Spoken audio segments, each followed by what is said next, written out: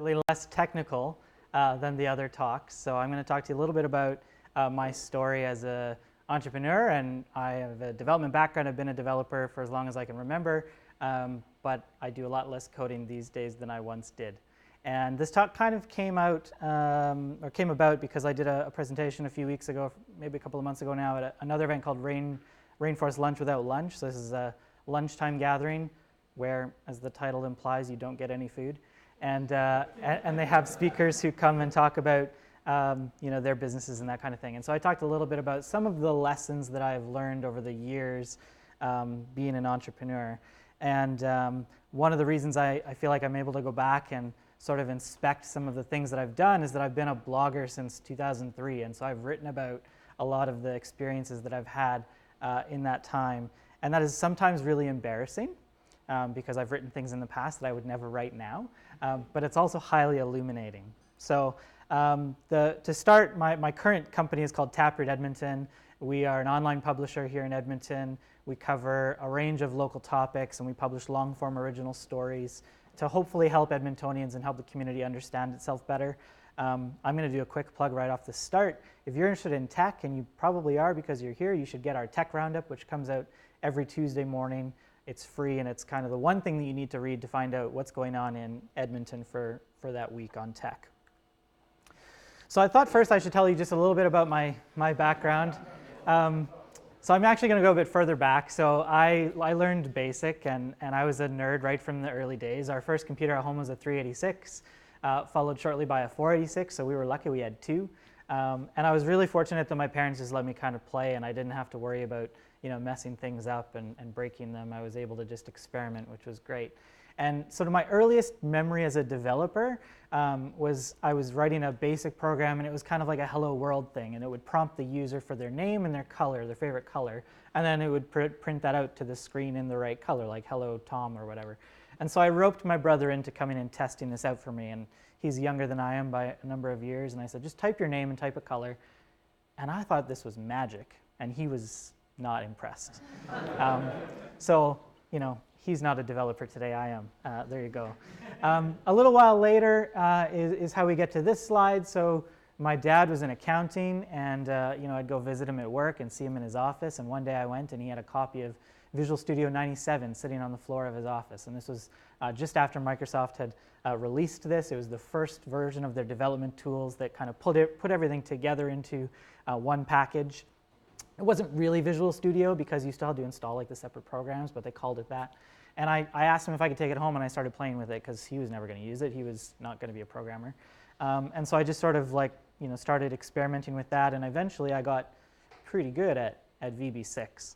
So this is one of the first kind of lessons I guess I'm going to share today, is that I think it's really important to approach things with an open mind and a curiosity, and that can really take you a long way. And so kind of being encouraged by my parents and others around me to sort of do that with computers when I was young, I think really led to my lifelong interest in building technology and building software.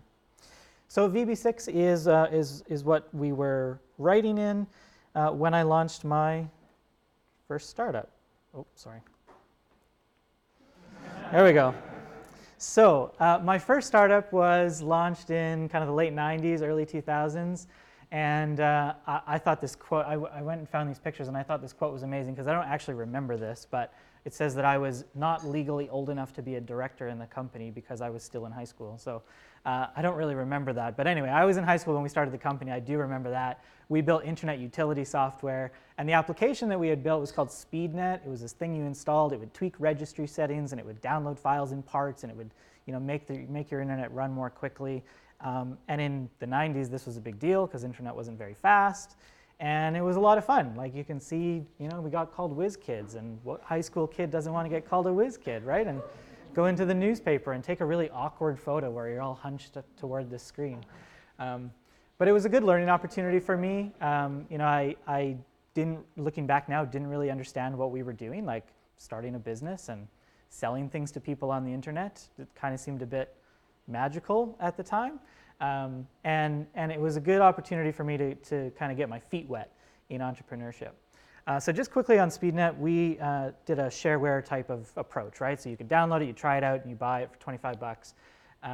We put it up on download.com, which at the time in the 90s was like the place to go and get software, like the only place to get software. And we kind of quickly got into the top charts, and it was amazing that people would just buy the software without ever testing it. And so we did tens of thousands of dollars in revenue just from people randomly buying this thing on the internet, which kind of blows my mind. And it led to some things like this OA Group deal. So they were an internet service provider of sorts here in Edmonton. I don't know if anybody's ever heard of them. As far as I know, they don't exist anymore. These articles were written about how we signed this deal. They were going to incubate us. They were going to give us office space. They were going to distribute our product to their customers. You got to remember, this was the year 2000. This was before Startup Edmonton, everything else, right? There was no incubation space, anything like that. We were super excited about it, and none of that ever happened. These articles were written in April to June of 2000. And if you know your history in technology, it was March that the crash happened of that year. And so OA Group really didn't last very long, and we didn't last much longer after that either. So, you know, I got a little bit of a taste of the dot-com era and sort of the fury of excitement, and then the flurry of excitement, and then the crash at the end. Before we shut down this era of the company, I did start to convert our technology from VB6 into VB.NET, which was also pretty new at the time. So Microsoft had introduced the .NET framework and their platform, and Visual Basic .NET was sort of the trusted on-ramp if you were a VB6 developer. And so we did that, and at the, around the same time I was learning about C#. I remember this magazine that had come out, and they talked about Microsoft's Project Cool is what they called it, and that's what eventually became C#. And looking back, this was a sort of an interesting lesson for me, and hopefully this resonates with those of you in the room who are JavaScript folks, because what I didn't do was go and learn something brand new. Like what I did is I learned Basic, and then I learned Visual Basic 6, and then I learned VB.NET, and then I took my .NET knowledge and I turned that into C# knowledge, and then I had a very successful career working in C# for a decade. And I think there's this tendency often to want to go and learn the new thing, and I think you can get a lot of value out of building on a strong foundation. So I'm not saying don't go learn new things, that's not what I'm saying at all, but try to avoid shiny objects, I think is the lesson. If you know object-oriented and you want to go and learn functional programming, I think that's a very valuable thing to do because it's like a paradigm shift. But if you just want to play with the latest and greatest, I would encourage you to think about how you might be able to get some additional value by just going further up the chain. So next thing, I graduated high school, thankfully, went to university, and took computing sciences at the U of A, and I was working with some friends on some stuff. We did a bunch of programming competitions, which was fun. And then the one friend of mine and I wanted to be like internet radio people, we wanted to have our own audio show. And so we started recording audio and putting it up online. And this was about 2003, 2004, so it's kind of before we had the word podcast. And we started building a website, and then I realized it was kind of hard actually to put audio up and make it so people could download it and subscribe to it. And so that led to another product, and sort of the second iteration of my company, we developed podcasting software. And so our product was called Podcast Spot. And looking back, it was a really smart thing to do because it was developing software that solved a problem that I actually had. And I think that's a really important thing to keep in mind if you're thinking about starting a company, is solve a problem that you know about, ideally one that you have, for a couple of reasons. One, it helps you, I think, understand how best to build the product. Like you understand the problem so you can come up with a workable solution. But more importantly, it helps you understand other people who might want your product, and you can think about how you might reach them and how you might get your product in front of them. So we started doing that. This is Dixon, he was my business partner. We were both technical co-founders.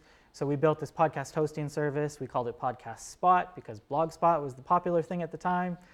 You'll notice a trend in sort of poor naming here. And we did some business plan competitions because we worked for about a year and a half on the development side of things, and then realized if we're going to make this a business, we better shore up our business skills a little bit. And so we started doing some business plan competitions. One of them was a student one called the West Nickel competition, and we won that. This was a national business plan competition, so that was amazing.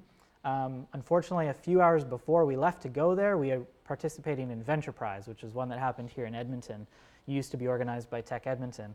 And we did not win that one. We were runners-up to a company called Leading Edge Technologies, which became Yardstick Software, located just down the street, and a big success story here in Edmonton. So no hard feelings to those guys. It was great to compete against them.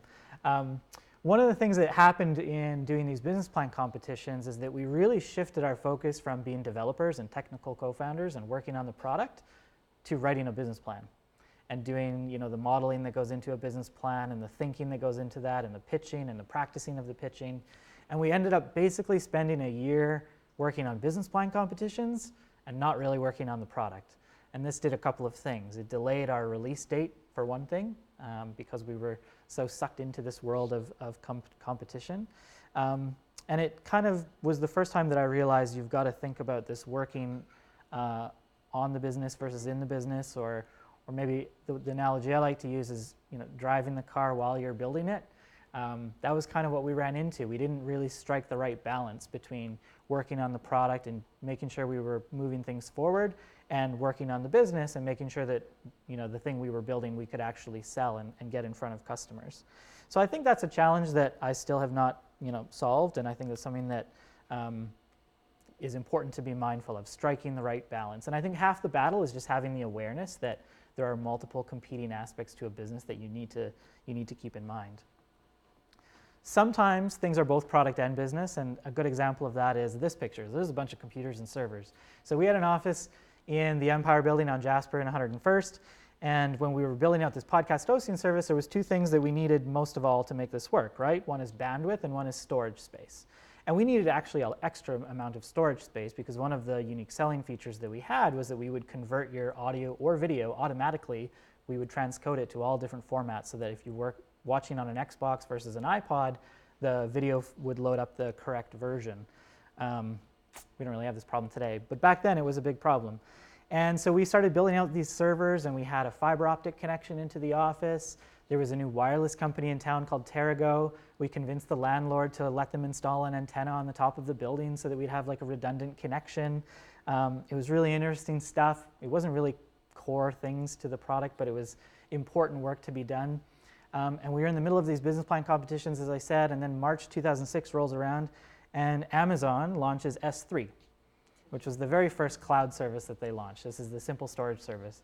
And overnight, it kind of changed our business because no longer did we have to build out physical hardware and infrastructure, and we eventually actually had a co-located facility in one of the data centers here. We could now just rely on this cloud service and put it up in the cloud. And this was a total game changer for us because it really changed the technical implementation of our system, but also the projections of our business in terms of how much money this was going to cost us to run.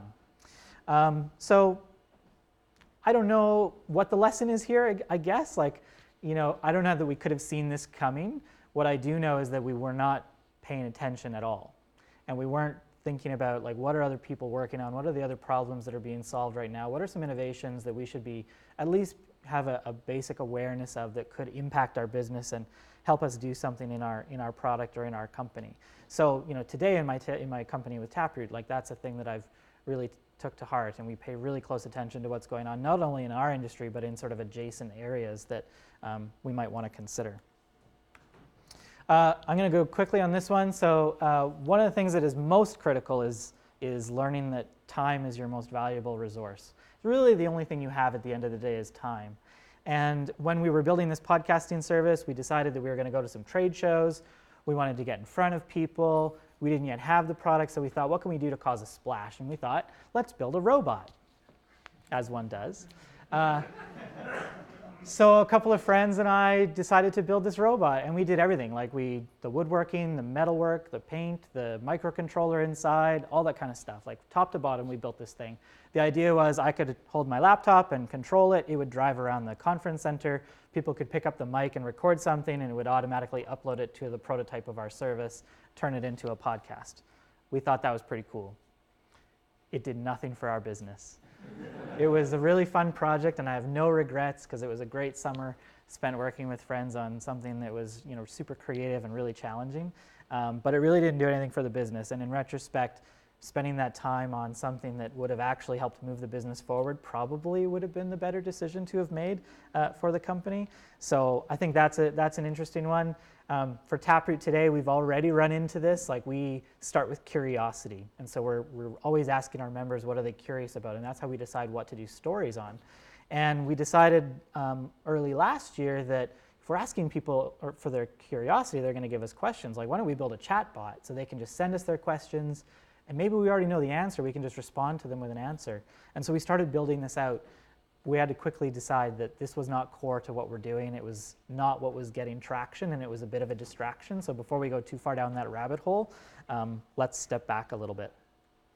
So we did eventually launch Podcast Spot in 2006. We had a few hundred customers.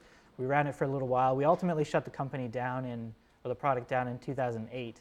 We felt like we had reached an inflection point where the word podcast was not popular at the time and didn't seem like it was going to go anywhere, and YouTube had definitely won the video wars. And so we thought, well, do we rebrand and try to build something different? Do we pivot, or do we shut it down? And we decided to shut it down and go get real jobs, so to speak.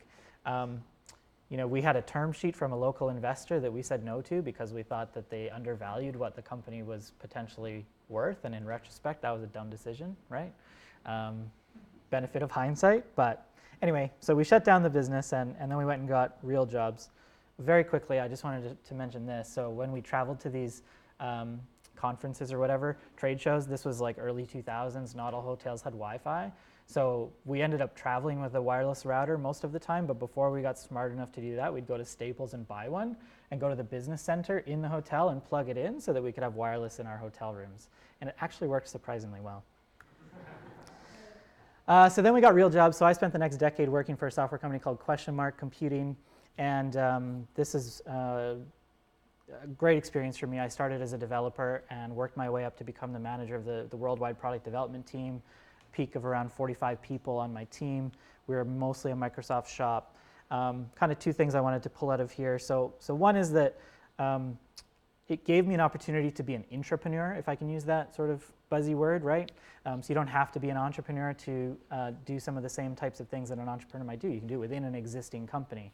And one of the biggest impacts that I think I had there was before I was in the management team, I built a portal that allowed the different parts of our product to be presented to the user in one nice cohesive way, and management liked this and turned it into a product. And I built it using ASP.NET, which was our stack, right? And that was great. It was a good first version of the product. It had an impact. Later on, of course, management wanted to get to the next level. We wanted to add a whole bunch of features that would have taken a lot of time for us to do. And so we decided to not build it from scratch, but find an off-the-shelf product. And we ended up adopting Drupal to do that. Drupal's really widely adopted. It's got tons of features. It does single sign-on and all the types of things that our management team wanted, but it's PHP. And we didn't have a lot of experience in our business in PHP. We didn't really have any talent in-house on PHP, let alone talent that knew Drupal. And so looking back, it was maybe not the right decision. I'm not sure. They're still using it, so maybe the company is fine with it. But I think we maybe should have given more consideration to what I said earlier, which is about building on that foundation that you've already got. So this is my co-founder, Karen, and now we're building Taproot. And we're trying to account for some of the lessons that we've learned along the way in our entrepreneurial ventures. So I've told you about some of mine. Karen has a whole bunch of her own as well. Timing, we think we're in a better position with timing. I'm not sure how much worse journalism is going to get. So we think the timing is right. Podcasting, clearly we were a decade and a half too soon. Like, had we started a podcast hosting company 5 years ago or 3 years ago, we'd have been in great shape, right? Justin Jackson, who's a popular developer here from Edmonton, started Transistor, which I use for my podcast, and it's amazing. His timing was way better than mine. So timing is one thing. We know we're really good at producing content as journalists, but we're trying not to do too much of that. So we always have this struggle of working in the business versus on the business, making sure that we have that awareness, and we're trying to put some time toward the things that we need to do to measure what we're doing, make sure we're getting traction, make sure we're reaching the customers that we think we want to reach, that sort of thing. We do pay really close attention to what's going on, as I said. We're constantly trying to learn new things and apply that to our work. If you haven't already checked out what you can get for free through the Edmonton Public Library, even digitally, I really encourage you to do it. I haven't bought a book in 2 years because it's amazing what you can get through the public library, and you already pay for that through your taxes. So that's a really, really great way to learn about things that are going on. And finally, time is the most critical resource, and so we try to make sure that we spend our time on the right things. So that's a really quick run through of some of the experiences. I wanted to end with this because I'm going to preempt one question, which is sort of how do you stay organized, and how do you do all the things you do, and how do you keep on track? So this is my tool set currently. I'm definitely in the Microsoft world and utilizing the Microsoft stack. So I use OneNote for all of my sort of note-taking and planning and things like that. I use sticky notes and Microsoft To Do for my task lists and for just sort of on-the-go notes. So I used to have a paper notepad, but I'm really terrible at losing paper, and so I went completely digital. And then the fourth one you might not recognize is a launcher for Android.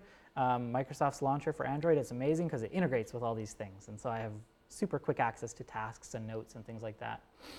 Calendar, of course, if it doesn't go on the calendar, it doesn't exist for me. It just doesn't happen. And then the last one is kind of interesting. It's called Toggle. I don't know if anybody's seen Toggle, but there's all kinds of tools that you can use for tracking time. And mainly these apps are built for, if you're doing client work and you want to be able to bill it accordingly and that kind of stuff. But we use it actually just to make sure that we're spending enough time on the right things. And so we've set up projects and tags and all this kind of stuff to make sure that we're not spending too much time on development or editorial or content or marketing or whatever, that we've got the right mix.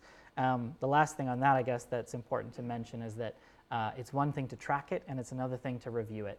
And that's true for pretty much anything. So you can track the time, but if you don't regularly go in and see how you're spending it, you don't actually review the reports, it has a little bit less value for you.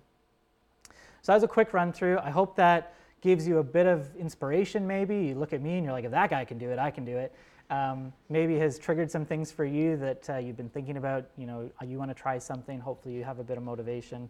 And if not, hopefully at least it was a break from the more technical talks for your evening tonight. And I'd be happy to answer any questions.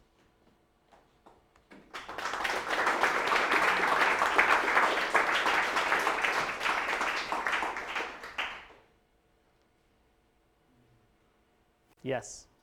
Talked a little bit about balancing things, and I'm just wondering, having a perspective on both programming and the business world, how do you think about technical debt and when it's necessary to push things forward and when it's necessary to kind of get rid of it, I guess? It's a very broad question. Yeah, well, we're going to solve technical debt. Well, I think it's really important to have a good methodology for how you approach your work in the first place. So one of the things at Question Mark that we did when I was new is we brought in Agile and Scrum, and that was a way for us to at least organize the work that we were doing. And there's lots of different ways in these methodologies that you can account for technical debt and try to work through those, whether they're bugs or stories or however you do it. For me, the thing that's always really important is to make sure that there's going to be business value for doing what you're doing. So if you're going to undertake an initiative to get rid of some technical debt, make sure that that's actually going to result in some value for the customer, for the business. I think that's a pretty good litmus test. As developers, there's always something new and something we could do better, and we learn things over time, and new people join the team, and we discover better ways of doing things, but it's not always worth it to go and make those changes and upgrade that technology. Often, we end up doing that and the product doesn't live that long anyway. So I think it's a better approach to take, maybe to think about the customer first, and how can I make sure that when I make this technical debt change, if I get rid of this old component and upgrade it to something new, that it actually has resulted in a tangible benefit for the business. So that's my quick answer to a very big question, I think. I know one question that I've heard from people is, you're starting a new business, you're starting Contractor or something like that, and there's always that question of how much do you need to do before you start actually the contracting work. Yeah. How many business cards and websites and things you need to have in place. Do you have any advice there for people that are just starting that journey? Great question. So what should you do? What should you think about when you're starting? How polished do you want to make things before you launch? So with Taproot, actually what we did is we decided that in 2016, just after Postmedia merged the newsrooms of The Sun and The Journal, laid off 35 people here in Edmonton, Karen and I thought, we need to do something about this rather than just talk about it. And so all we did was put up a landing page that said, we're going to start a new journalism venture here in Edmonton. Give us money, essentially. We didn't have anything yet. And we did talk about, like, should it be an open amount, like the user could specify how much money, or should we just say it's going to be $10 a month, or what should we do? And we decided to just keep it really simple. So we put up the landing page, we got some initial members, and we asked them what we could do to really add value for them. And then we just sort of iterated on that. So I guess what I'm trying to say through that is that you can start really, really simply and then iterate. And that's often a better way to go. With the podcasting startup, like, we spent way too much time building tech and building out the product and having it sort of be perfect before it launched, when we would have probably benefited from launching earlier and gaining feedback from our customers and then sort of iterating that way. Like we did, once we got customers, thankfully have some opportunity to improve things for them, but we spent way too much time in development. So I think that's a good lesson to keep in mind, right, is that you can do a lot with very little. And the other thing about Taproot, I guess, as we've continued to go now for a couple of years, is that we still don't take the time to code something until it's absolutely, like, necessary, and we're at that point. Like, we'll concierge something for quite a while, so we'll do it manually for quite a while, to make sure that we know that there's going to be value if we actually go do and automate it, because that's time that somebody has to spend coding something that if it turns out that's not a direction you want to go, it would have been wasted otherwise. So I think you can start small, really small, and iterate. Barring having, like, universal basic income, how do you mitigate personal risk when you're like, okay, I'm going to jump into this idea and devote the next 3 months of my life with no income or something to that? So how do you mitigate risk financial risk if you're gonna jump into something? I don't know that I have all the answers on this. What I would say is you probably first need to make sure that you've got some sort of sense of your personal finances, and there's lots of really great resources on that. Make sure you're saving money every month, if I can be the dad, right? I think it depends on your life situation, right? So when I started the first company, I was in high school. I didn't have bills. I didn't have to worry about that stuff. When we did the second company, we were in university, and we were balancing going to school and paying for tuition with starting the business, and fortunately had the ability to choose how we did our university. So I ended up doing 3 courses a semester as opposed to 5, so that I could spend some time on the business. And so there was a conscious decision there about where to spend time. But even still, I didn't really have large numbers of bills or whatever, right? In starting Taproot, we started it as a side business for sure. So I was working full time at Question Mark. Karen was working full time on another business, and we started Taproot as a side project, and we sort of dedicated a certain amount of time each week to try to progress it, try to move things forward.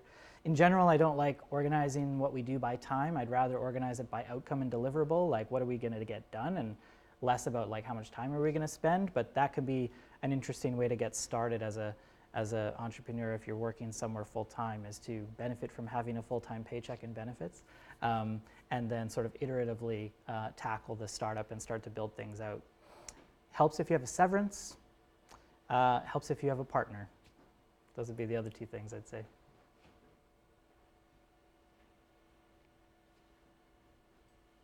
Okay, thanks very much.